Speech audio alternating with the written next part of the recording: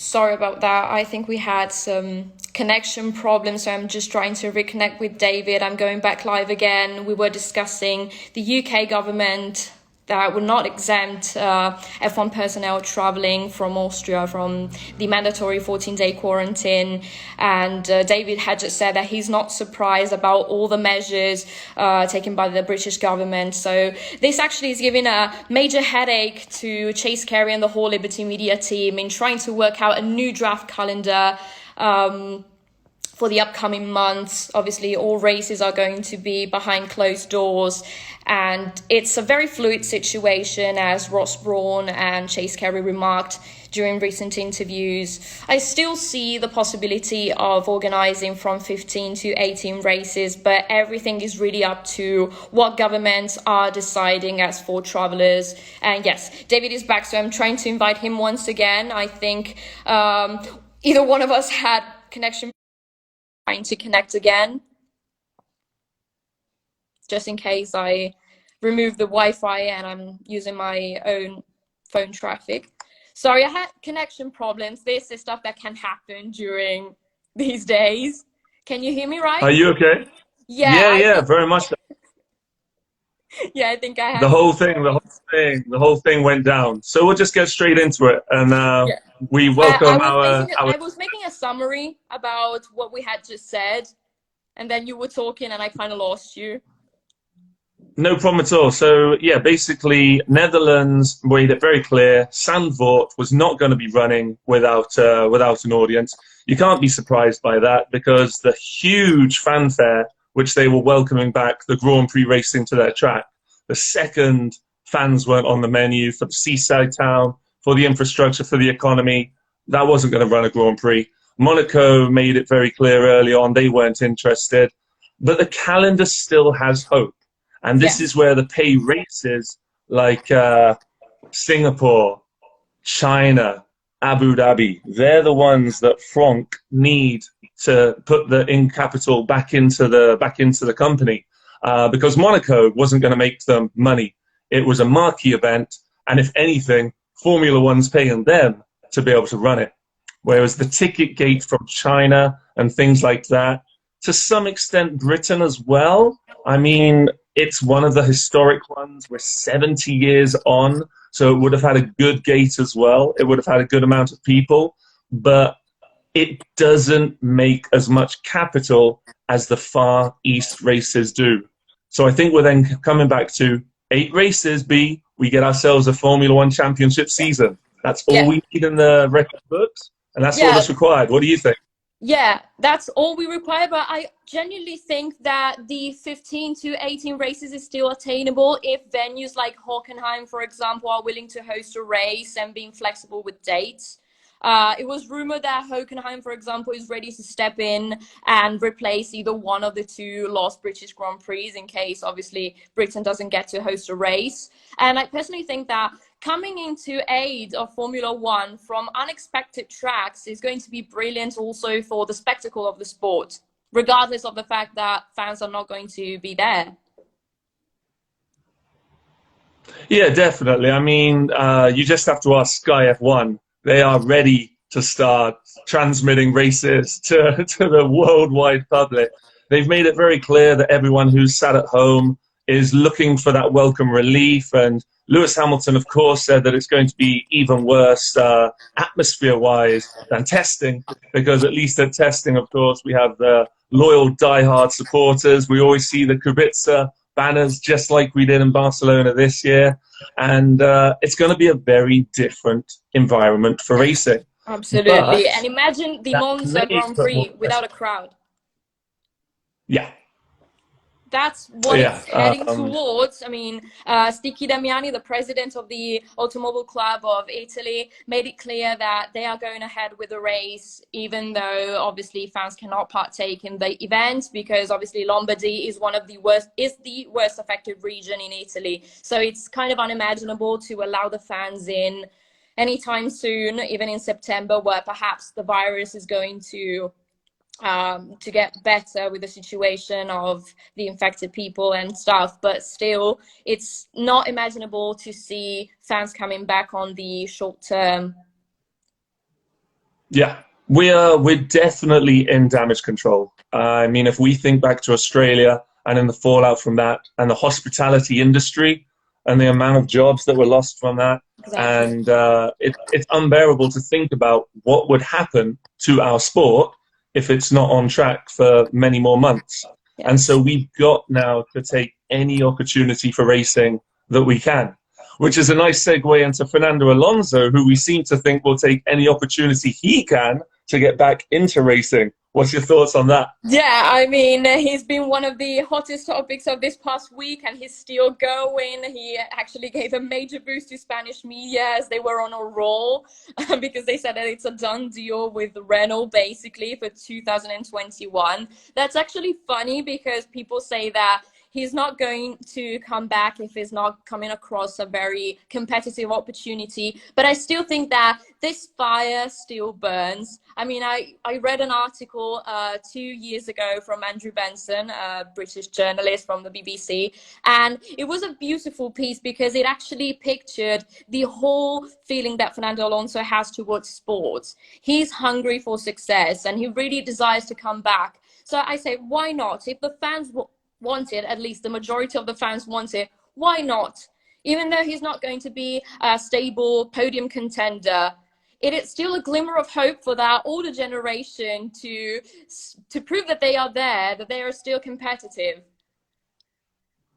You definitely shining through as the devoted fan that you are. Obviously, Alonso means a lot to you, like he does to Yeah. millions of race fans around the world.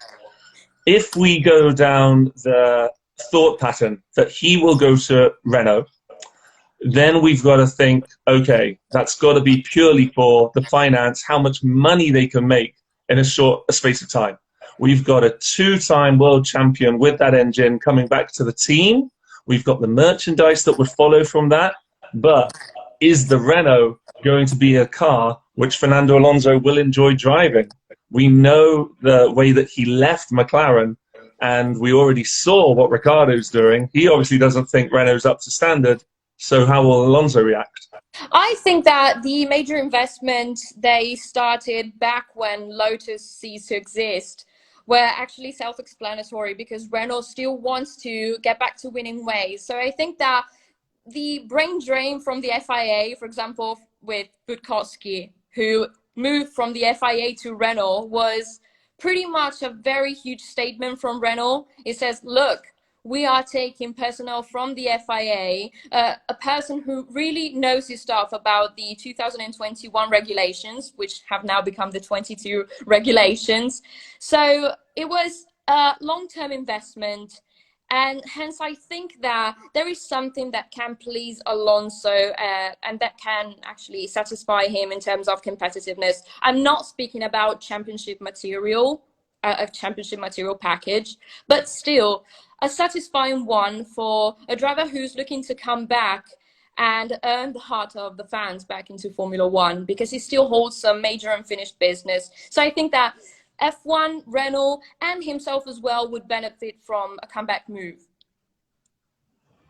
Well, there's been a lot of comparisons made. A lot of comparisons made between the path of Carlos Sainz, of course, and the path of Fernando Alonso. I myself think back to Nigel Mansell. And Yes. when Nigel Mansell, before he made the agreement with Williams, of course, he made very clear he was only interested if he would be the undisputed number one driver. So then you got to start thinking if Alonso's coming back to any team, let's go for the Renault idea. What does that do for Esteban Ocon? Because Esteban's already been 1 year out of the sport, desperate to get back to having that car underneath him. He's willing to grow Renault as a team, but if Alonso comes along and says, this has got to be my team, what will be the impact? Well, I think that Esteban Ocon has endured a very rough patch in Formula One. And if Fernando Alonso is coming in for, let's say, the next 2 years until 2023, he's looking to have a shot, a very rather short shot in Formula One. And then Esteban Ocon gets the guarantee he's going to shine as the number one driver afterwards. I think that he will be willing to wait just because Renault is going to promise a lot to him, saying that he's going to be the next number one. So I think that he might be see everything as pretty convenient. Even having someone next to him as Fernando Alonso, he would learn a lot. He would get a lot of the information Fernando gets. He would learn a lot from the feedback Fernando gets, because even though Fernando has never been like the best car developer, he still has a lot of experience, and he's very well known for carrying the team's efforts on his back. So I think that Esteban Ocon might benefit from this as well. So I've been very surprised by the way that the former racers have kind of responded to it. I mean, recently Jenson Button said he doesn't think Alonso will enjoy being in an uncompetitive Renault. And of course, Mark Webber also said, you know, he's had his shot, he's had his turn. Yes. He needs to move aside and let a younger person step forward. And I was really surprised by that. Like, they're not going for the Hollywood ending. They're not welcoming him back and saying, oh, yes, one of the greatest drivers of ever. Did that surprise you? No, not really. A bit from Webber, to be honest. But yeah, it was the general perception that he's had his turn, because people are very supportive towards this younger generation. So yeah, it kind of stung to me, but not too much. And the only one who showed to be supportive towards a comeback was Lewis Hamilton. When I actually asked him a question during the Abu Dhabi press conference last year, he was the only one who said, another oldie is coming back. I would welcome him into the sport, because obviously he's a very accomplished racer, but he still can do more. So I was very happy about the positive impact it had on Lewis Hamilton, and seeing from a six-time world champion such a response gives me hope to see Fernando back into Formula One. But the other general perception from, for example, Webber and Jenson Button proves that since they are retired, pretty much drivers, they hold some kind of jealousy, perhaps. Oh, the famous J word. Well, we heard George Russell in tongue-in-cheek, he mentioned recently to Rachel Brooks on Instagram Live how, you know, he can't help but feel a bit jealous, seeing, of course, his friends Alex Albon and, of course, Charles Leclerc performing so well, because he beat them on track. He was the F2 champion. But he is certainly showing, like you said for Ocon, that Russell's willing to bide his time. So that leads us to Carlos Sainz. Carlos Sainz is going to join at Scuderia Ferrari Charles Leclerc. Yes. Is Sainz going to bide his time, or is it going to be a case of Alonso and Hamilton at McLaren all over again? Will Ferrari not be able to handle the both?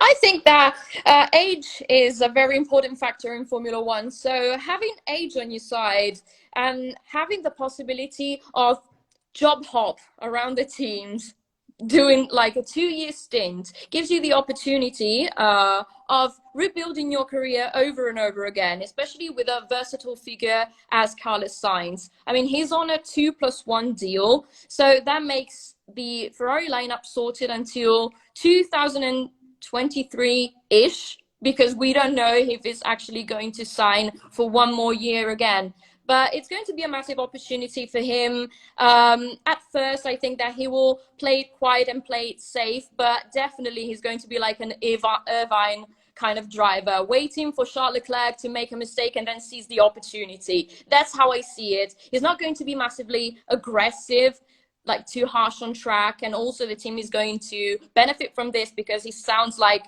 a much milder racer. So there's not going to be major problems in my view, but still he's going to try to prove his worth. So what do you feel that does for obviously Mick Schumacher and Antonio Giovinazzi, who, you know, they're waiting in the wings and they were thinking probably further down the line, but I fully expect Carlos Sainz to thrive with the Scuderia Ferrari team. The Tifosi, I think, are going to adore him, and they'll certainly have a longer contract, most likely. Leclerc, we know his talent, we know his potential, we know his merchandising way of being marketed. He's full-on brand. He signed up Leclerc with is Arnie. full-on brand, yes. So, And, yeah. what's going to happen with Schumacher? What's going to happen with Giovinazzi? I see Kimi retiring at the end of 2020. Don't get me wrong, don't bash on me, Kimi fans. I actually love the driver, I love the guy, but I think that he's had his time, to say in Webber's words. And I see Mick Schumacher stepping in, most likely because it's going to be a major marketing move for the FDA to have continuity in the process of giving young talents an opportunity. So I see that Antonio Giovinazzi is not ready yet to make a step further in his career. So I think that he's still going to stay at Alfa Romeo. But in 2021, I see him most likely being pairing up with Mick Schumacher. Still have some doubts over his performances in F2. He obviously has a lot to learn still. He only has one victory in Budapest last year. It wasn't even too much of a tough one, but he's going to have a chance to prove himself during this year. So it's obviously going to be a very critical year for him, but definitely I think that Ferrari is going to promote him very, very soon, and that's kind of obvious to me. I mean, that's it. While poor Jock 1991 Yeah, dries their eyes, yeah. respond to that.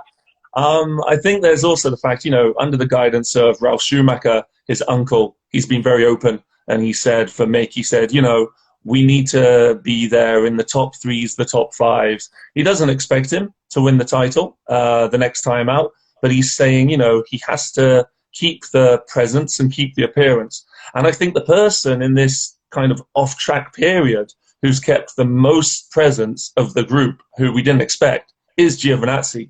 His presence on Twitch, where people have now engaged with him and I'm mentioning him in a sentence with Lando Norris, everyone knows him, Charles Leclerc, everyone knows him, Antonio Giovinazzi. He's building his fan base as well. He had a wonderful Italian Grand Prix. He came back from the brink of everyone thinking he'd lose his contract, and now he's really in some good settings, so he could be really influential in that team for Alfa Romeo.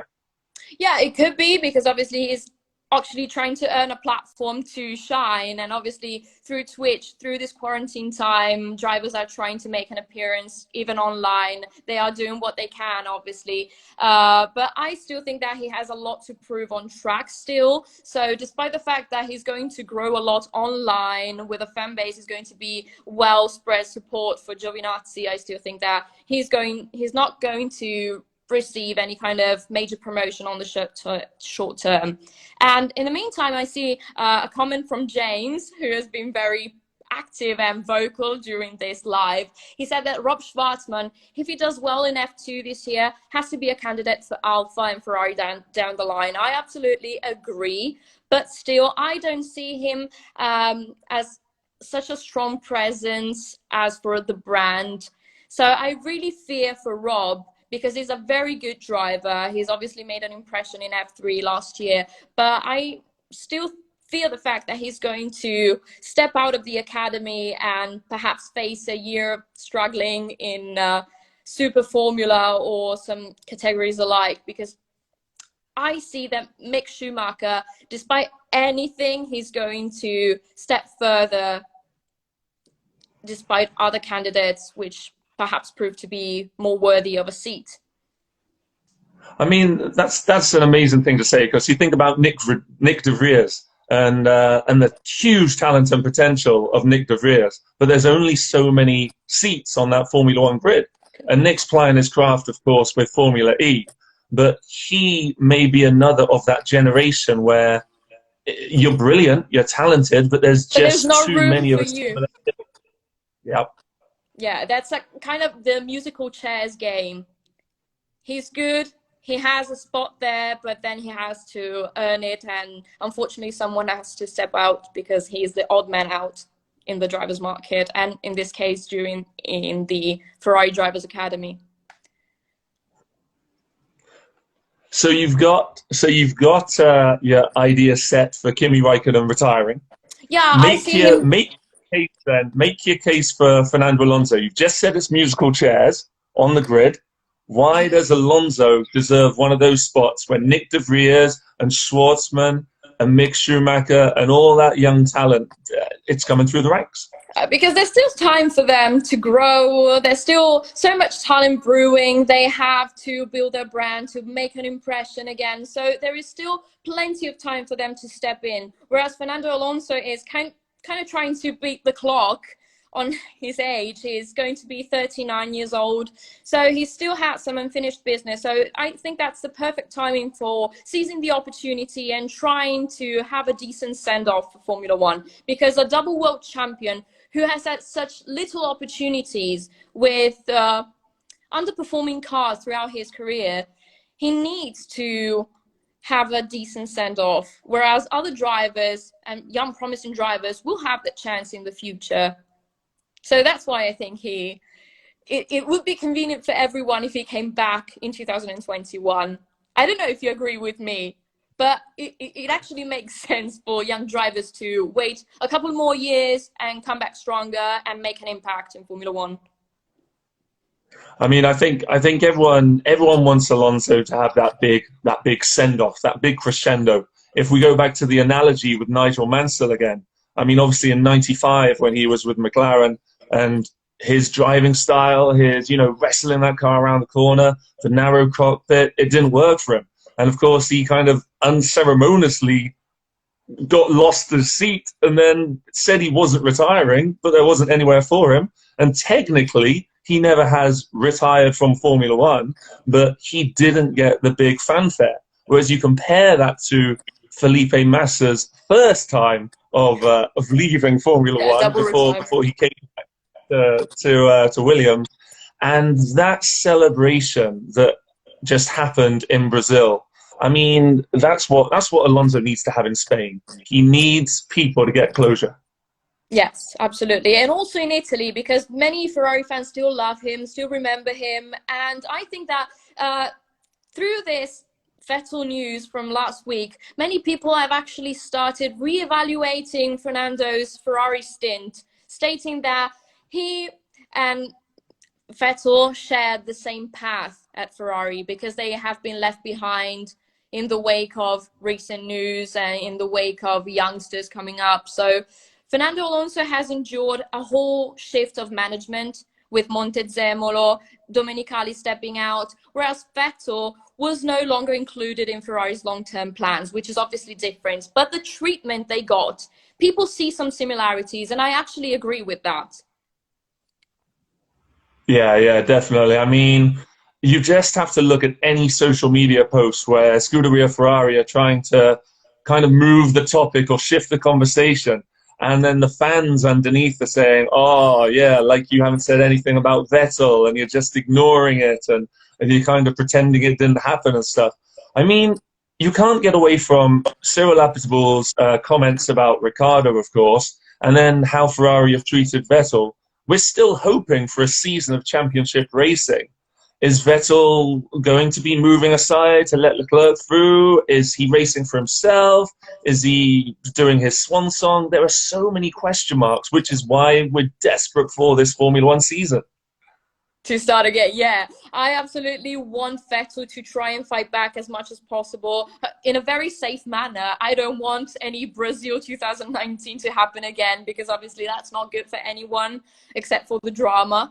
But still, I think that he's going to race for himself because he's obviously going to make an impression on Mercedes as well, because that looks like a far-fetched option at the moment. But still, there are all the premises for it to happen. I mean, Mercedes wants a German driver, which has been missing since 2017. So that would be a convenient move for the whole team. So Vettel, if he's not going to retire, which is obviously an option, he's most likely going to Mercedes if anything happens to turn out in his favor.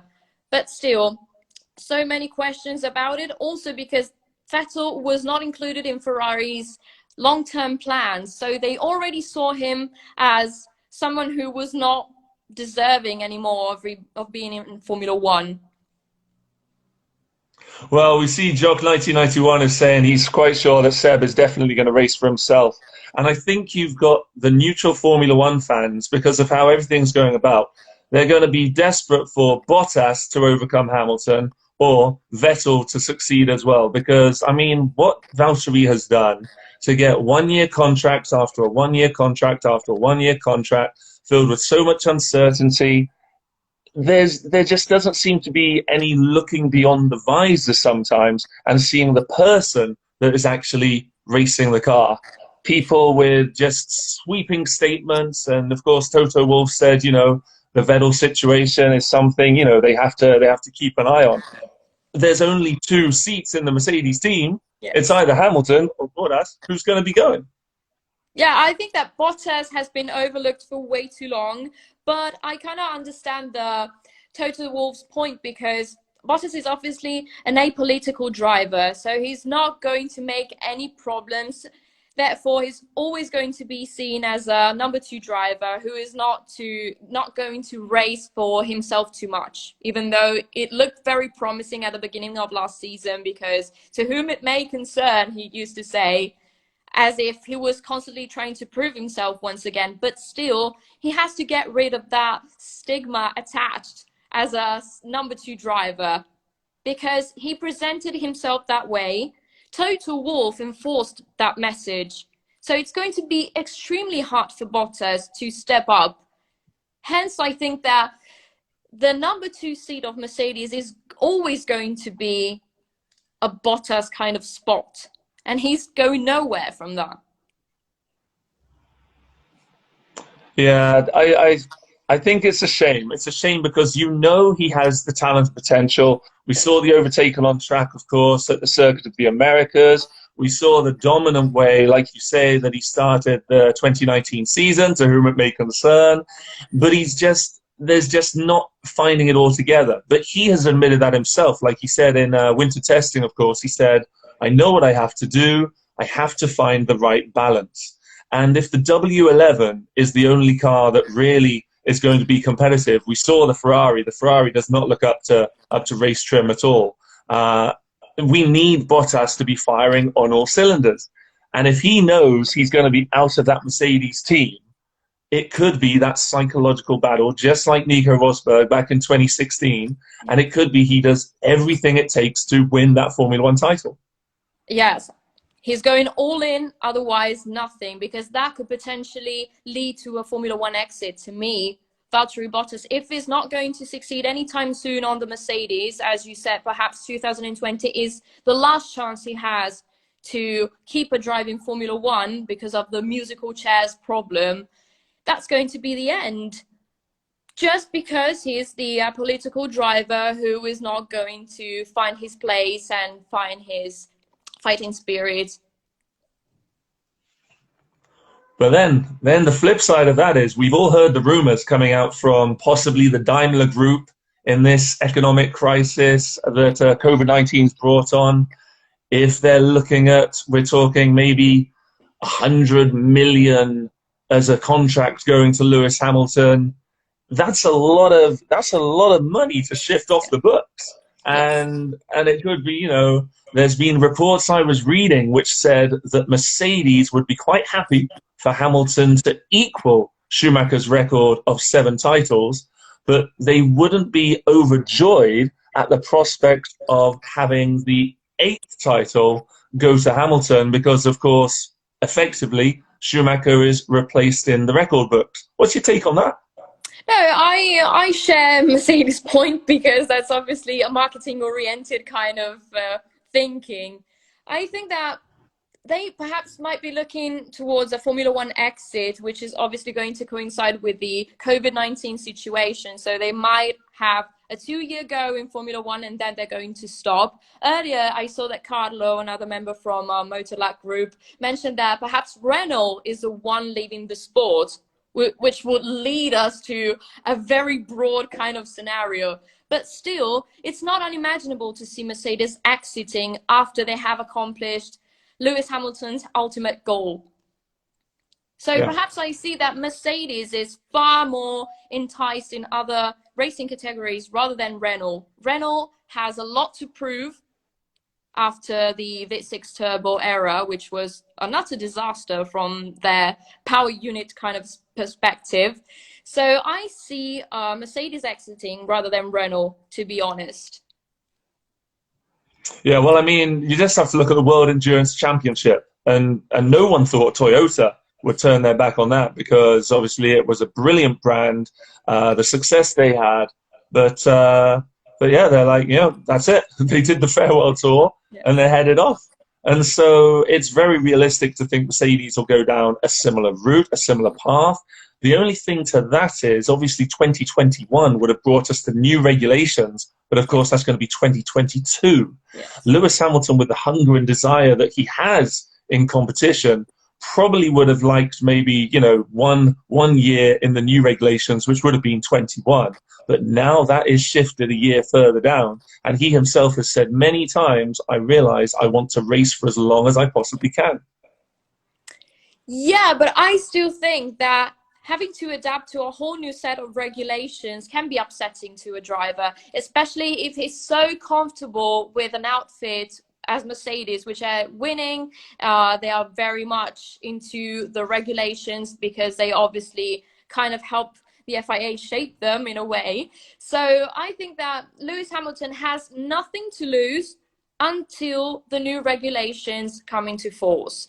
So I still, as much as he looks hungry for success, I don't see him racing any further than 2021 with Mercedes, or at least he's going to embark on a new challenge. Therefore, I see Mercedes going out. Yeah. Oh, Carlo doesn't see Mercedes leaving, actually. They spent billions on the last 10 years to leave behind the old lawyer's car label. And I don't think they'd like to waste this gained hypercar recognition. Honestly, I think that Mercedes has established as a winning outfit, as the perfect outfit, which sets the tone to the whole F1 division. And it would be a shame for them to lose ground on other constructors once the new regulations Yeah. come into force. So it would create some damage to their own image. I mean, that's the thing. The new regulations, of course, no one knows what it's going to bring, but Mercedes transformed themselves. They always joke about how prior to the success with the Petronas racing team, it was an older person's car. It wasn't a young person's car. And now, 6 years later, everyone's wanting to have a Mercedes AMG, and the sports cars are flying off the car lot, and they have transformed their brand.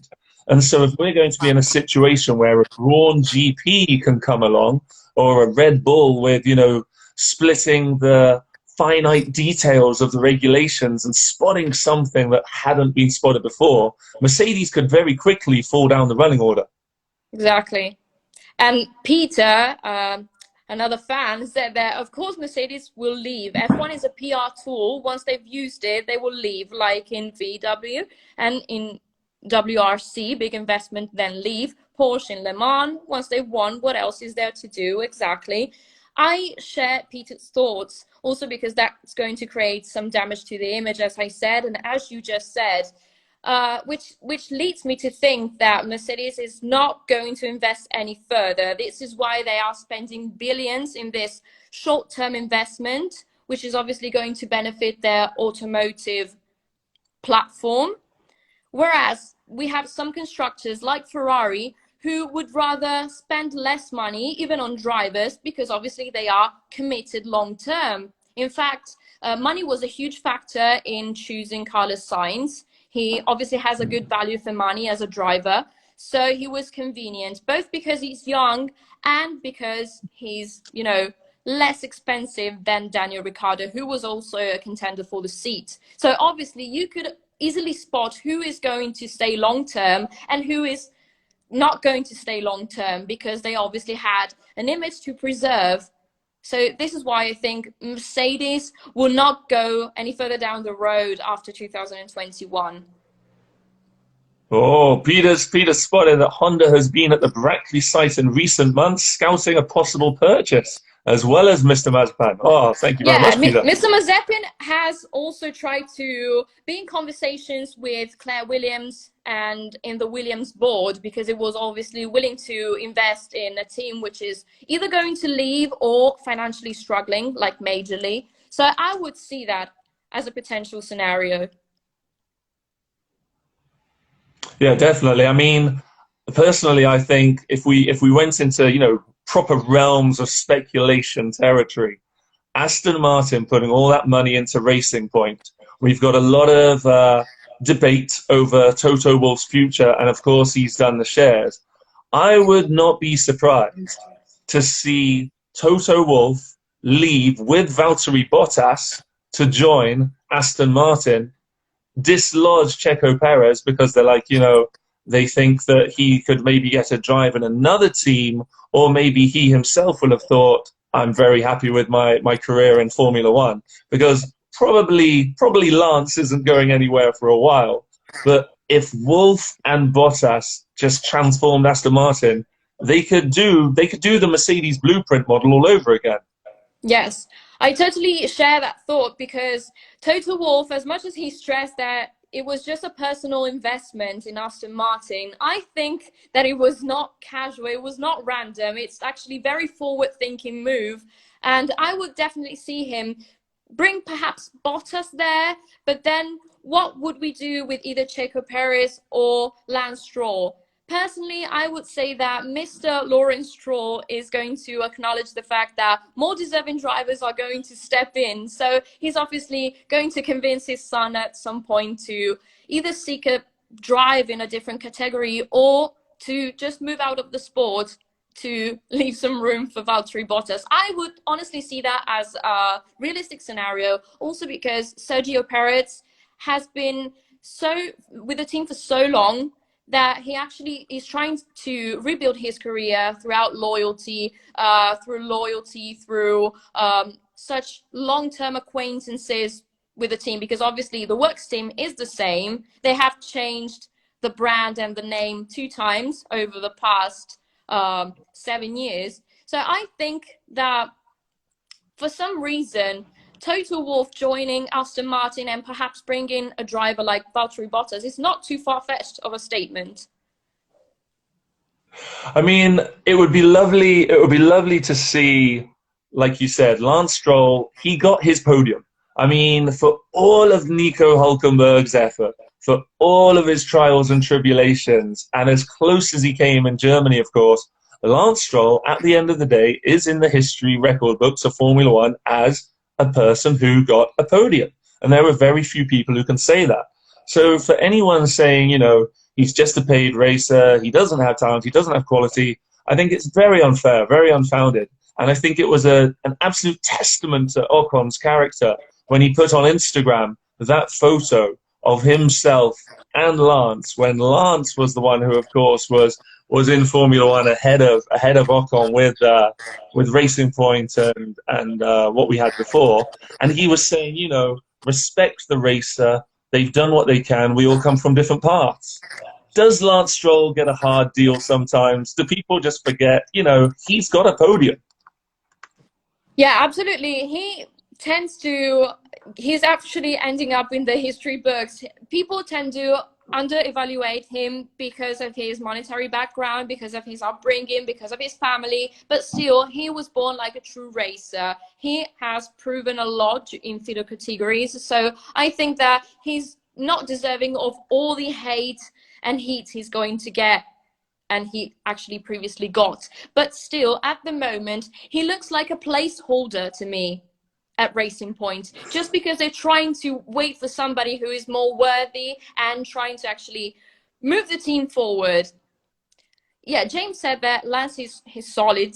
He needs to improve qualifying. Yeah, totally. But still, if we look long term in terms of sheer talent and potential, I don't see him carrying on in Formula One long term. Well, it's very interesting what Jock says there, because Otmar himself said, we've got a car now which Lance can perform better in qualifying with. So they obviously know, you know, he's a good race runner, but when the pressure's on or when the tension's there, or when it's making the right call or hitting the apex just right, when you've got that one chance when it all counts, they all realize, you know, this is an area he needs to work on. He knows it's an area he needs to work on. And the pink Mercedes, as they keep on calling it, could be the car to do it. But then you've got Daniel Ricciardo.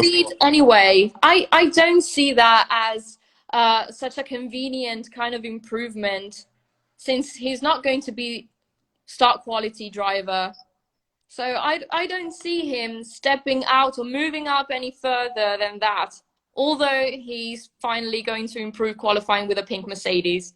Let's put it this way. He's going to improve, but then what now? What is going to happen? I see other drivers moving into the team and him obviously being taken out, even though his father owns the shares of the team. I think it's going to be very interesting. And then you've got the fact that Daniel Ricciardo, of course, moving to McLaren. Now, if you look at the first three races comparison of Lando Norris and Carlos Sainz, Lando Norris had a better start to the season. We all know about what happened as Lando was approaching the finish line, of course, in Spa. And I think that Daniel Ricciardo is going to have his work cut out for him because Lando Norris is an extremely impressive Formula One racing car driver.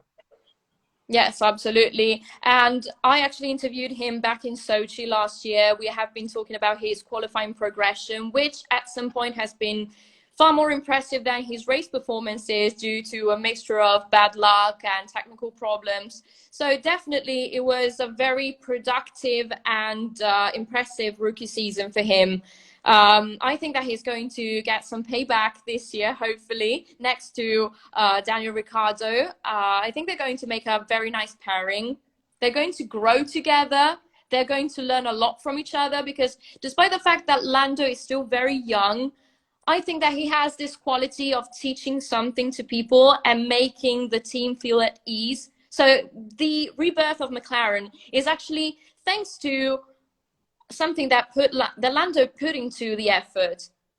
I don't know if this makes sense, but with him being such a very positive and proactive kind of person, kind of element within the team, the growth of the whole team was actually due to him as well. We know that Formula One's a cutthroat business, though, and I really hope that. Like we're all talking about the new bromance. We saw the wonderful shenanigans going on with Carlos and Lando last season in a car that wasn't challenging that near the front of the grid. Zach Brown seems quite confident that McLaren's made a marked improvement, and competition does breed tension. We have the viral video of Nico Rosberg being embraced by Lewis Hamilton when he's on the podium. And it's like, oh, it's so great to see you up there, man. And these really great friends. And then just a mere few years later, they just can't stand each other. We don't want that to happen between all these bromances we've got. But it is very hard when you're racing at the speed that they are, that it can't happen. So when will the memes stop and when will the seriousness start? I don't think it's up to the seriousness, though. It's up to the maturity of the single racer, how to keep it clean, how to keep it safe, how to preserve kind of personal relationships. I mean, you shift into race mode once you get your helmet on and start driving. So no disrespect towards each other, just clean racing. And I think they can do it. There might be some misunderstanding throughout the whole season, throughout their career as teammates. But still, it's up to the maturity of the person. And I think that with this kind of set of qualities that they share, they might keep it safe. They might preserve their relationship through thick and thin. Well, it'll be really nice to see. I mean, we're all waiting to see, of course, the way that Twitch has ignited the friendship again with George Russell and Leclerc and Albon. It's going to be brilliant to hear the team radio if they are jockeying for position or if there is something and everyone's waiting for a cry of George from Alex Albon.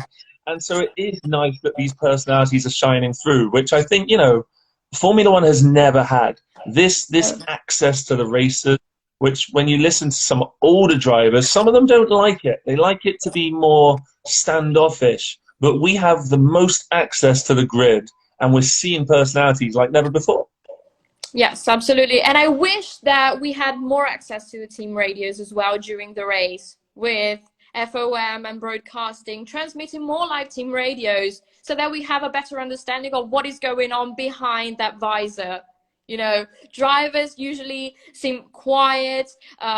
They have censored team radio, so we don't get to hear what they are saying, how much they are cursing behind the wheel when they're driving. So I wish that this access was implemented as we go on year by year. Yeah. Yeah, I mean, Ross Brawn is certainly talking like that. He's talking about more access. He's wanting to get more kind of interaction with fans. You've seen in just the last year with the Formula One circus placing itself in. It was going to be going to South Africa, of course, and it managed to go to Brazil and celebrate the life of Senna. And of course, it was in Shanghai to celebrate the 1000th Grand Prix. And it started with all of the London Formula One events to begin with. So they're certainly changing the rule book. And that's just where, you know, this break has just come at the worst possible time. Yeah, they're obviously trying to engage the fans as much as possible, and we're all for it because we are seeing a different side of the drivers. And also, Bernie Ecclestone was very vocal about the fact that characters are very cluttered nowadays in Formula One because the PR people tend to get too many filters and tend to pressure the drivers to be as much politically correct as they can.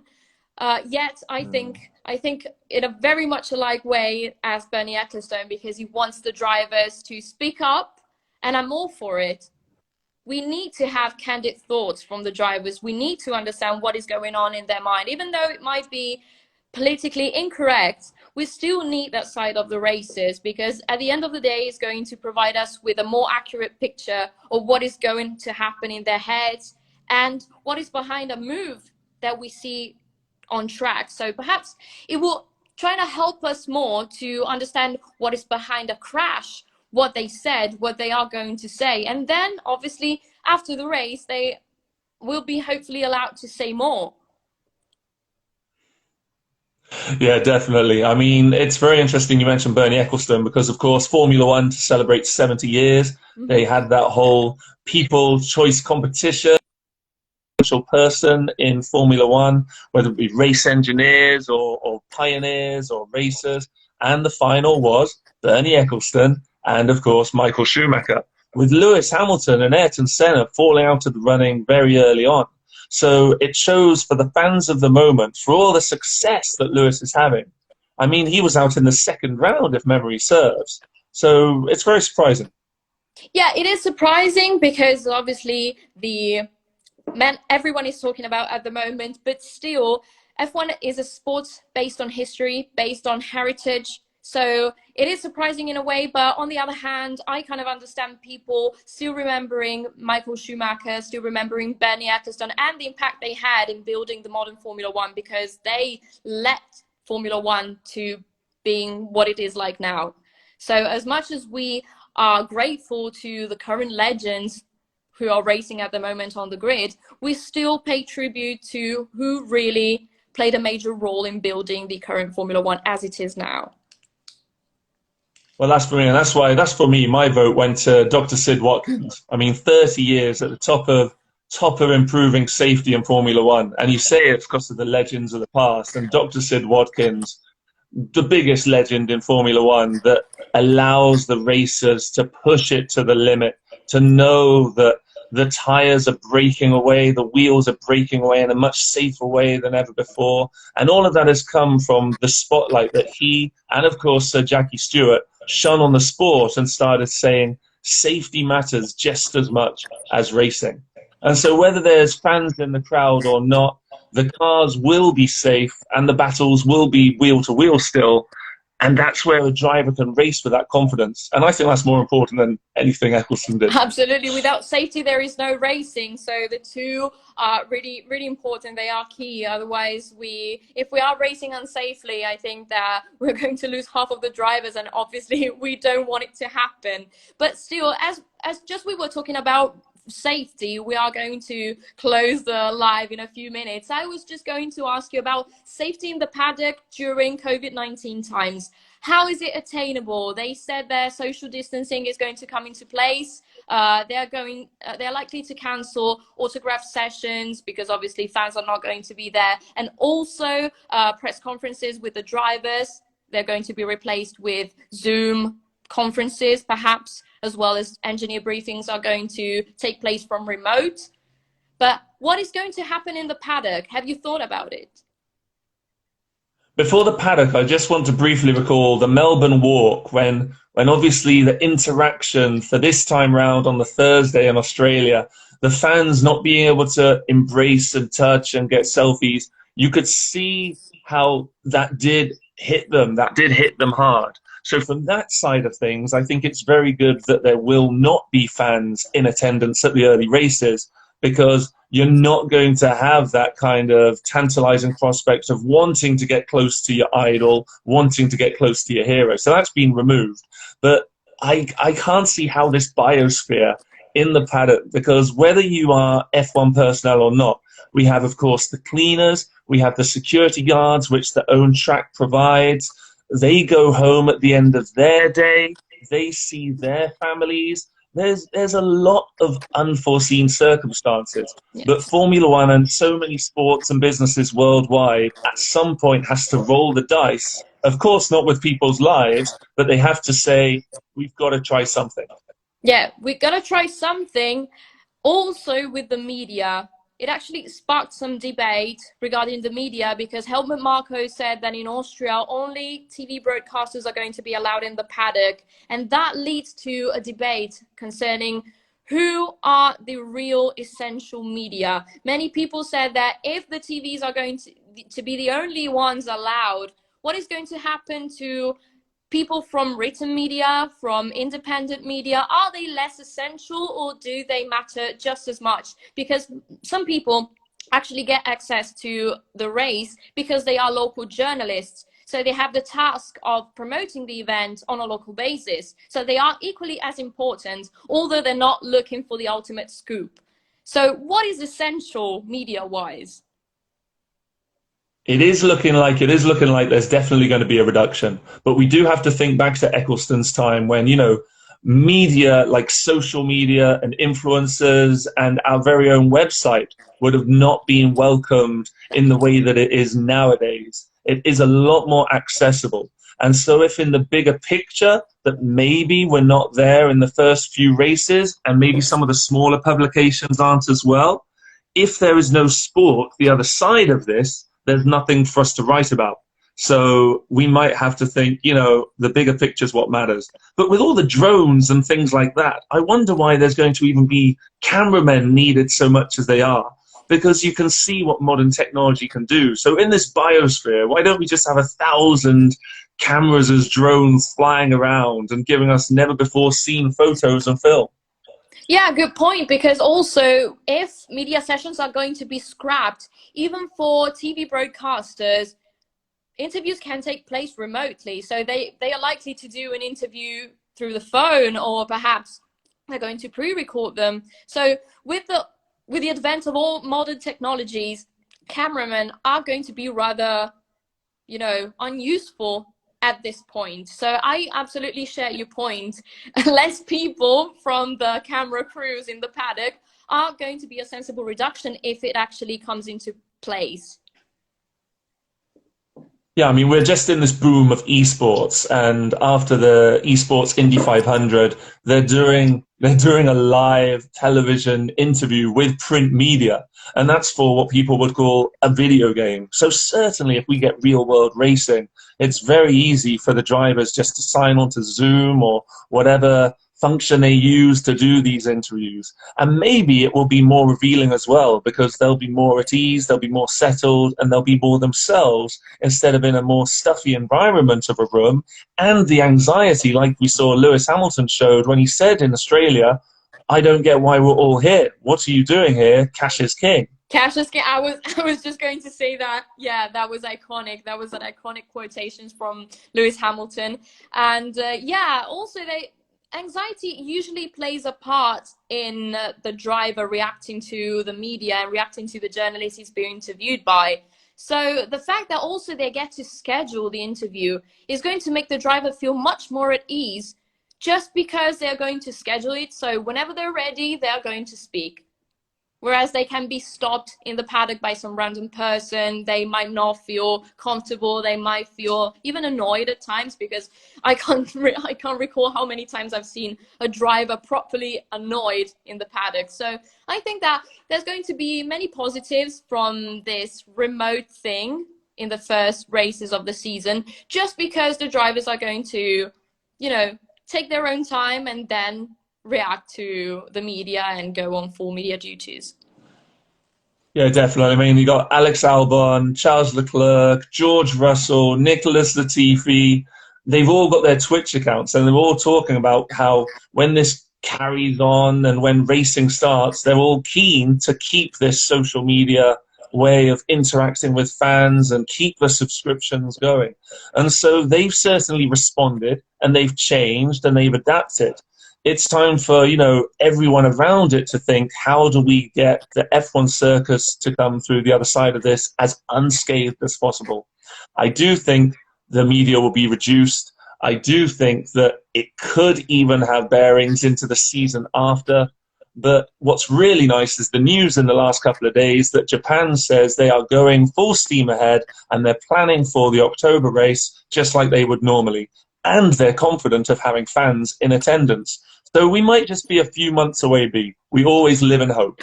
Yeah, we always live in hope, but still, we are being extra cautious in Italy with all travel restrictions, mass gatherings, whereas Japan has been doing whatever they want with whole mass gatherings, very lenient social distancing measures. So they are actually doing something unusual compared to the rest of the world, which gives us a glimmer of hope, but at the same time is concerning, because if they're not going to respect social distancing measures, the fans are going to come in waves into the circuit. What is going to happen safety-wise? As much as this feels relieving to a fan and even to a journalist who just wants to go back to normality, how is it going to affect the public opinion? How is F1 going to respond to this in case something happens? And this is where clear, decisive action is needed. And it can't be at one race it's this, it's one race it's that. Bernie Ecclestone already said that he would most likely see the season being scrapped. And of course, we have many, many people saying that they thought the Formula One season would be scrapped. But to know that if I go to this race, I've got a better chance of interaction, or if I go to that race, I've got a chance for an autograph or maybe even a photo at the end of the season. If the whole idea is making as much money as possible from the races, then fans are going to start cherry picking the races they attend. And then that's going to have consequences further down the line in future years, because we all have memories of the circuits we love to go to. So if suddenly all the fans are descending on Brazil because of the fact that the access there is better, then that's going to have a marked improvement for the following years. So I think there needs to be a lot more clear, decisive action. Yes. We're going to race. There can't be any fans. We'll see you in 2021. Yes, at least as far as the Abu Dhabi Grand Prix, they have to clearly state that fans are not going to be allowed anytime soon until 2021, because obviously it's going to have major consequences also on the income of the single racetrack. So some are going to be privileged, given that they had some major income from the previous season just because they had more fans coming, or fans at all coming. Even though countries are making their own decisions as for travel bans, mandatory quarantine, which is actually going to act as a major deterrent for people coming in, I think F1 needs to shed some clarity on this, because otherwise some nations are clearly going to benefit from this in a rather unfair way, because as much they are putting a smile on people's faces, they are putting them at risk as well at the same time. Yeah, definitely. So the takeaway we have from our first Instagram Live is that you're welcoming Fernando Alonso back with open arms. You're desperate for Alonso to come back, and you're pretty sure Raikkonen's going to retire. So there's our headlines. Yeah, that's my prediction. But also, I think we had some interesting take on the paddock talk during the COVID-19 times, and also discussing the calendar. I think it was a rather successful live, because we still have 7 people logged in, following us and watching us blabber around Formula One topics. So I really hope to get to chat with you again soon. perhaps next week. Definitely. And Sounds marvelous. Thanks to everyone who's watching. yes, thank you guys. And it's been lovely to speak to you. We really hope to see you soon and even more numerous than this time, hopefully. And I'll see you soon. We will have the Instagram live published on Instagram TV very soon. So in case you missed it, you're going to find it on our Instagram wall. Absolutely fantastic, B. Thanks, everyone. Take care. Bye, Keep everyone. believing. F1, keep back.